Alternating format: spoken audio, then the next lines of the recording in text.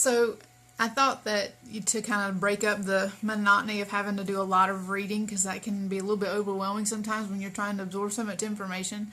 And there's a lot that that comes with learning about essential oils. It's not hard, but there's a lot of information on it.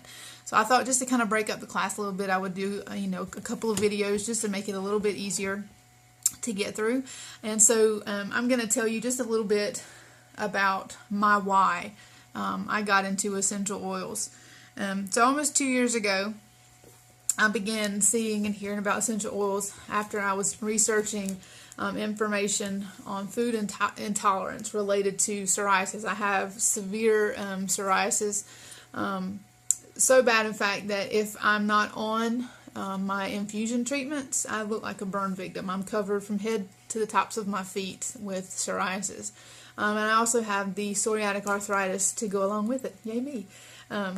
But in doing some research on food intolerance, just to help with, sometimes I'll have little flare-ups in between treatments, I came across essential oils as a recommendation, and so I got to looking in to the essential oils a little bit more and reading more onto them. So I attended a couple of classes, much like the one I'm doing now.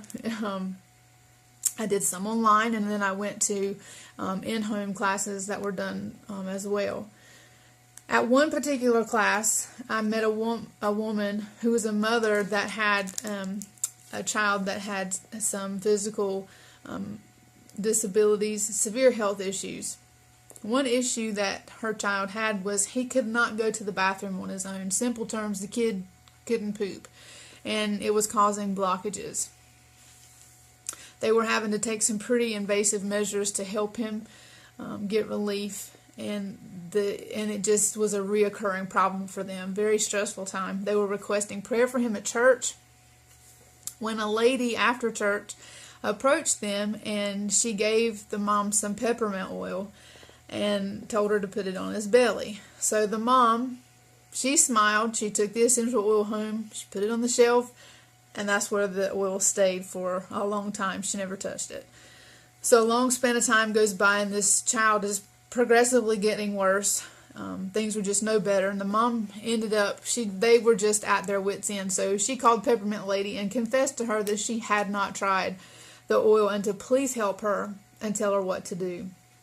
So Peppermint Lady, she gladly helped her, told her exactly what to do, and told her to put it right in his belly button and rub it into his belly with a carrier oil, which we'll talk a little bit about carrier oils later, just to help with the heat of the peppermint oil. So Mom rubbed little man down with the peppermint oil, and within 20 minutes, this child pooped on his own. Mom and Dad thought that it was a fluke, and thinking it was just coincidence, the kids got it, and so they didn't oil him for a couple of days after, and the kid got backed up again, and same issue, and so they oiled him again, and the child went to the bathroom on his own. So needless to say, this mom uses oils for her child every single day now. So how does that relate to me? Well, it resonates with me because both of my girls have been hospitalized with blockages, and periodically have bouts of being blocked. And so at that point, we had already been in hospital with both of my girls, and I was like, where do I sign up? And so here I am 2 years later, and we use oils every single day for something. My girls have not had blockage issues. We've simply used our oils when they've had stomach problems, and it has just been a tremendous help for us in our wellness and keeping my children well. And we've just not had any we've not had any sick visits in using our oils. So that's my why. My babies are my why. I want to keep them well and thriving. And so that's my why that I wanted to share with you tonight.